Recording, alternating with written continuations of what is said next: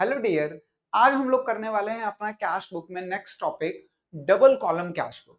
अभी तक आप लोगों ने कैश बुक सिंगल कॉलम सीखा था और आज हम डबल कॉलम सीखने वाले हैं। डबल कॉलम कैश बुक पे हम क्या नया करने वाले हैं और उसमें हमें क्या ध्यान रखना होता है, इस चीज को थोड़ा सा ध्यान से समझते हैं।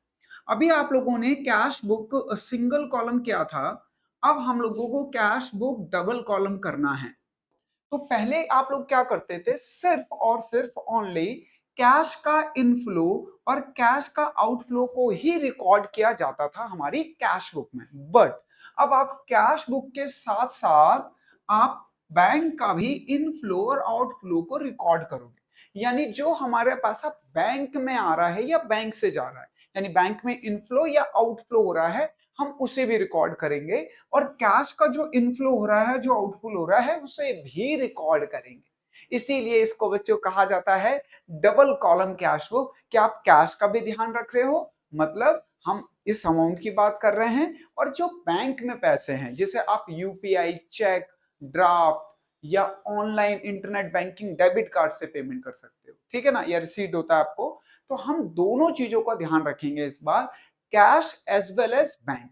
तभी इसी को बच्चों कहा जाता है डबल कॉलम कैश बुक। ठीक है, तो चलो एक क्वेश्चन से इसकी क्लैरिटी लाते हैं। सर हमें ना एक छोटा सा डाउट था। क्या डाउट है आप लोगों को? सर हमें कैसे पता चलेगा कि कौन सी ट्रांजैक्शन कैश की है और कौन सी ट्रांजैक्शन हमारी बैंक की है? बहुत सिंपल है बच्चों, उसके लिए ध्यान से समझना।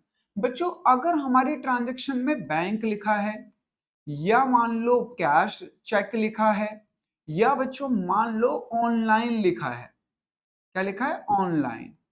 तो समझ जाना बच्चों, अगर इनमें से कोई भी लैंग्वेज आ जाए तो समझ जाना वो हमारी बैंक ट्रांजैक्शन है।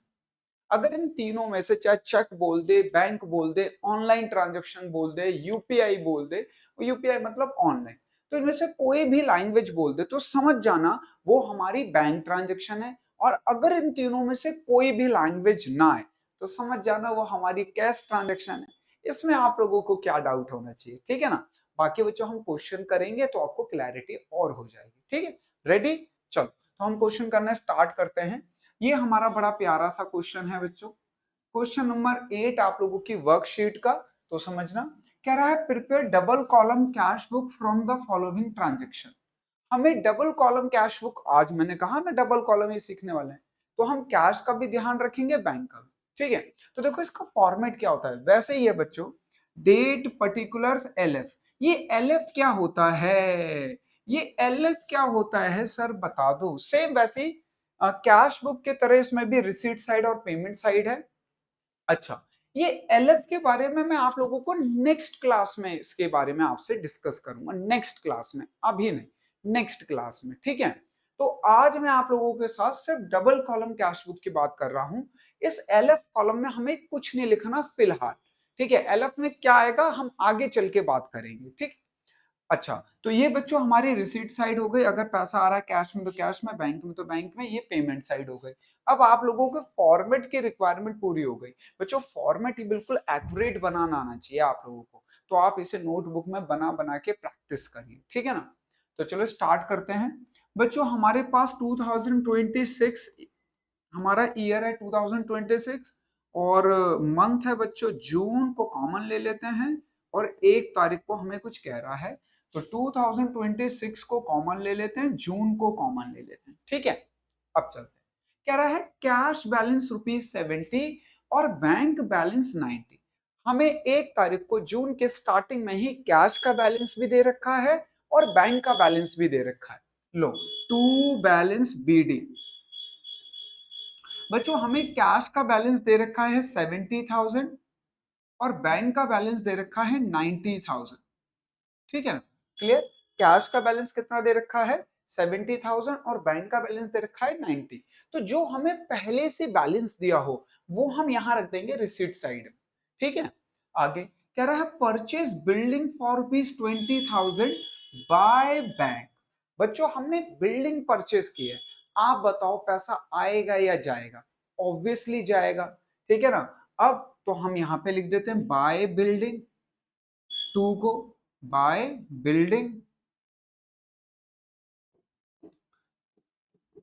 ये साइड हमारी पेमेंट साइड होती है। तो जब हम बिल्डिंग खरीदेंगे हमारा पैसा जाएगा तो चले गया।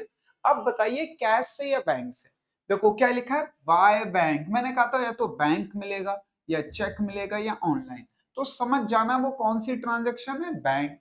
और अगर तीनों में से कोई भी लैंग्वेज ना मिले तो वो कैश ट्रांजेक्शन है बच्चों। ये लीजिए, तो हमने बैंक से पेमेंट कर दी 20,000 की बिल्डिंग परचेज की। ठीक है, डन। चलो नेक्स्ट कह रहा है परचेज गुड्स फॉर ₹10,000। हमने गुड्स परचेज किए हैं, बाय परचेज। अब आपको बताना है कैश से या बैंक से। आपने गुड्स परचेज किए 10,000 के, कैश से या बैंक से, ठीक है ना। तो क्लियर है। कैसे पता चला सर, ना तो इसमें बैंक लिखा था, ना तो चेक, ना तो ऑनलाइन। इन तीनों में से कोई भी लैंग्वेज गिवन नहीं थी, इसका मतलब सर वो हमारी कैश ट्रांजैक्शन है। क्या बात है मेरे बच्चों, ऐसे ही सीखते रहो, वेरी गुड। चलिए नेक्स्ट आगे बढ़ते हैं। Salary paid by cheque ₹10,000। By salary, अब देखो सैलरी चेक से पेमेंट हुई है तो बैंक से जाएगी ₹10,000। चलिए नेक्स्ट कह रहा है रेंट पेड। रेंट पे किया है तो भी पैसा जाएगा, बाय रेंट। अब ये बताओ कैश से या बैंक से। क्लियर है ना। तो कैश से है बच्चों, क्योंकि हमारा ना तो चेक लिखा है, ना तो बैंक लिखा है, ना तो ऑनलाइन ट्रांजेक्शन लिखा है। Next paid wages. तो वेजेस पे करेंगे तो पैसा जाएगा बच्चों, बाय वेजेस। कैश से या बैंक से, कैश से। क्लियर है, कैश से जाएगा। Next toll tax paid. तो टोल टैक्स पे करेंगे तो भी पैसा जाएगा, बाय टोल टैक्स। अब ये बताओ कैश से या बैंक से, ऑब्वियसली कैश से, 1500। नेक्स्ट कह रहा है बच्चों कमीशन रिसीव्ड। अब हमें कमीशन रिसीव्ड हुआ है तो पैसा आएगा। ये लीजिए 8 को 2 कमीशन। आप बताइए बच्चों कैश से या बैंक से, तो कैश में आएगा। ठीक है ना। Sold goods for ₹15,000। हमने गुड्स सोल्ड किए हैं 15,000 रुपए के, ऑब्वियसली तो पैसा आएगा टू सेल्स। कैश से या बैंक से बच्चों, कैश से।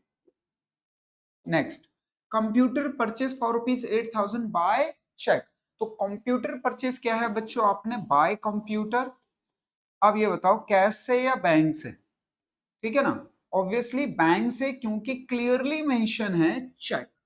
पेमेंट कैसे हुई है, चेक से हुई है। अब देखो सारी ट्रांजेक्शन जब फिनिश हो जाए, जब सारी ट्रांजेक्शन फिनिश हो जाए तब आप लोग रफ में कैश का, फिर सबसे पहले बच्चों कैश का करते हैं।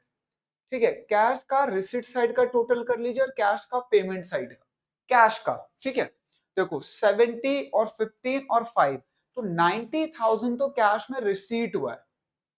ठीक है, अच्छा पेमेंट देख लेते हैं। 10 और 5 15, 16 17 18,500, ये लीजिए।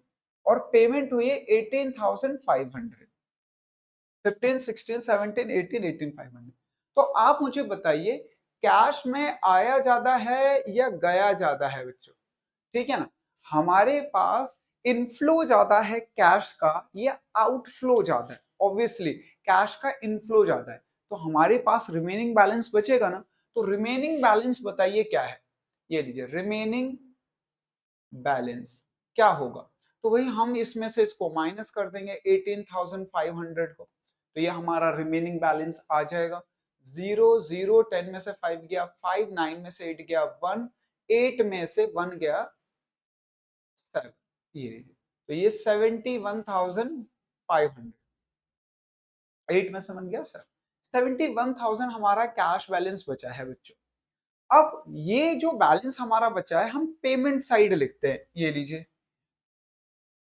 By balance CD. इसे हम क्लोजिंग बैलेंस बोलते हैं, लिखते हैं बाय बैलेंस सीडी। कैश का बैलेंस बचा हमारा 71,500। अब दोनों तरफ बच्चों टोटल कर दो, जो इनमें से ज्यादा साइड आ रही थी, रिसीट साइड ज्यादा आ रही थी, दोनों तरफ लिख दीजिए। बिना दिमाग लगाए ये अपने आप टैली हो जाएगा बच्चों, आप लोगों को कुछ नहीं सोचना। आप चाहे चेक कर लो अब टैली हो रहा है कि नहीं, बट हमें क्या करना है, रिसिट साइड, जो भी साइड ज्यादा हो, रिसिट साइड ज्यादा होगी तो दोनों साइड बस लिख देना, and that is our answer. ये हमारा आंसर है बच्चों, 71,500 हमारा आंसर है। ठीक है, अब ऐसे ही बच्चों आपको बैंक का करना है, ऐसे सेम। तो आ जाइए बैंक का टोटल कर लीजिए बच्चों, रिसीट साइड का और पेमेंट साइड का। ठीक है, तो बैंक का रिसीट तो 90 है, ये लीजिए रिसीट साइड 90, और पेमेंट साइड देख लेते हैं बच्चों 20 और 10 30, 30 और 8 38, तो बैंक का हमारा है 38, बैंक का हमारा कितना आ रहा है बच्चों 30। अब मुझे बताइए बैंक की रिसीट यानी इनफ्लो ज्यादा है या आउटफ्लो, हमारी रिसीट ज्यादा आ रही है या पेमेंट साइड? ऑब्वियसली बच्चों हमारी रिसीट साइड ज्यादा है, रिसीट साइड आ रही है 39, तो मिनिमम बैलेंस निकाल लो जो बचा है हमारे पास। रिमेनिंग बैलेंस कितना होगा बच्चों? 90,000 में से 38,000 माइनस कर दो, पता चल जाएगा 0 0 0, 10 में से 8 गया 2, 8 में से 3 गया 5, ये लीजिए। तो हमारे पास बच्चों रिमेनिंग बैलेंस बचा बैंक का 52,000। अब इसको बच्चों लिख दीजिए, बैलेंस शीट आपने पहले से लिख रखा है, यहाँ लिख दीजिए 52,000। कितना है बच्चों? 52,000, ये लीजिए। मैंने थोड़ा डिफरेंट कलर से किया ताकि आपको और अच्छा दिखे, ये लीजिए 52,000। अब इन दोनों में से हमारे रिसीट या पेमेंट साइड में से जो भी साइड ज्यादा आ रही, तो ऑब्वियसली बैंक की भी रिसीट साइड ही ज्यादा आ रही है, तो दोनों तरफ 90 90 लिख दीजिए, ये लीजिए 90 90। ठीक है ना? तो क्लियर है बच्चों? अब आप लोगों का ये भी क्लियर हो गया होगा, मुझे नहीं लगता आप लोगों को कोई डाउट है इसमें। तो आराम से वर्कशीट के क्वेश्चन करना, ठीक है? पॉज करके इसे लिख लीजिए पहले, ठीक है? तो अब बच्चों आप लोगों को क्या करना है, डबल कॉलम कैश बुक के वर्कशीट के क्वेश्चन करने हैं, और मैं नेक्स्ट क्लास में आप लोगों को कॉन्ट्रा एंट्री यानी आगे का टॉपिक पढ़ाऊं, ठीक है ना? तो thank you so much guys, जय हिंद सभी को।